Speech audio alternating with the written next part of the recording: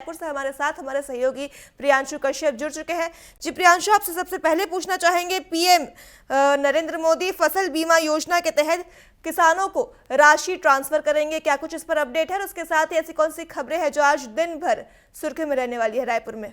बिल्कुल, देखिए, फसल बीमा योजना के अंतर्गत आज किसानों को बड़ी सौगात प्रधानमंत्री मोदी देंगे, जिसमें छत्तीसगढ़ के भी किसानों को जो है इसका लाभ मिलेगा। तकरीबन 152 करोड़ रुपए छत्तीसगढ़ के किसानों के खाते में भी अंतरित किए जाएंगे। ये पूरा कार्यक्रम राजस्थान के झुंझुनू में आयोजित है, जिसमें पूरे देश भर के किसानों को जो फसल बीमा योजना होती है उसके तहत जो है पीएम प्रधानमंत्री किसान फसल बीमा योजना के तहत जो राशि दी जाती है वो राशि आज अंतरित की जाएगी। तो इस तरीके से कह सकते हैं कि एक बड़ी सौगात किसानों को दे रहे हैं प्रधानमंत्री मोदी। और इसी के साथ साथ छत्तीसगढ़ की बात करें तो मुख्यमंत्री विष्णुदेव साय आलीगढ़ सारंगढ़ को भी तकरीबन 186 करोड़ की सौगात देने वाले हैं, जिसमें विभिन्न भूमि पूजन करेंगे, लोकार्पण करेंगे और कुछ ही देर में राजधानी रायपुर से वो हेलीपैड से रवाना होंगे सारंगढ़ भिलाई के लिए, जहां चंदाई में तिरंगा यात्रा में भी शामिल होंगे। चूंकि भाजपा हर वर्ष की तरह इस बार भी तिरंगा यात्रा मना रही है। हमर तिरंगा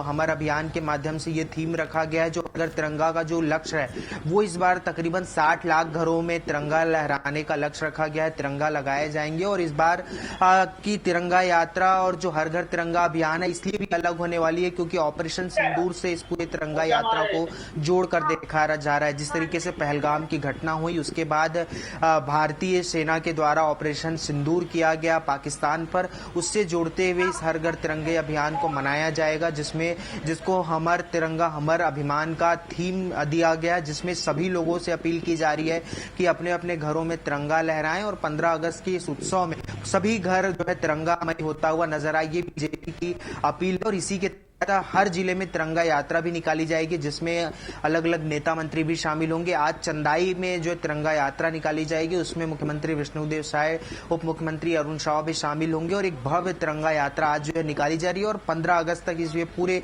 तिरंगा यात्रा चलेगी, जिसमें 14 अगस्त की शाम को राजधानी रायपुर की तेलीबांधा से भी तिरंगा यात्रा निकालने की संभावनाएं बनी हुई है।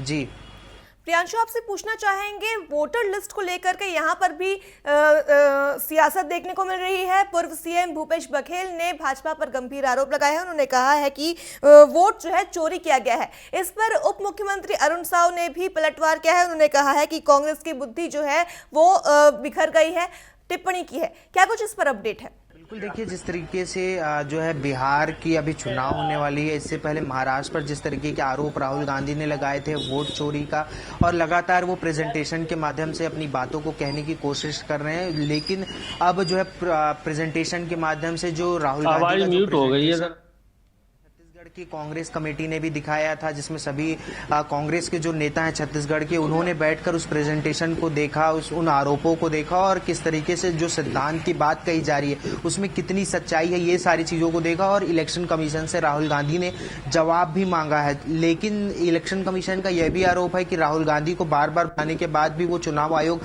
नहीं पहुंचते हैं सही समय पर। तो दोनों चुनाव आयोग और राहुल गांधी दोनों एक दूसरे पर आरोप प्रत्यारोप लगा रहे हैं, लेकिन बीजेपी को कहीं ना कहीं इस पूरे मामले को लेकर कांग्रेस पर आरोप लगा रही है कि राजनीतिकरण कर रही है। जो चाहे वो ईडी हो, सीबीआई हो या फिर चुनाव आयोग हो, उन पर कांग्रेस सवाल खड़े करती है अपनी कमजोरी को, जहां बीजेपी का बड़ा आरोप है।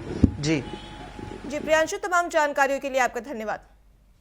तो ये थे रायपुर से हमारे साथ हमारे सहयोगी प्रियांशु कश्यप, जिन्होंने हमें उन खबरों के बारे में बताया जो आज दिन भर सुर्खियों में रहने वाली है।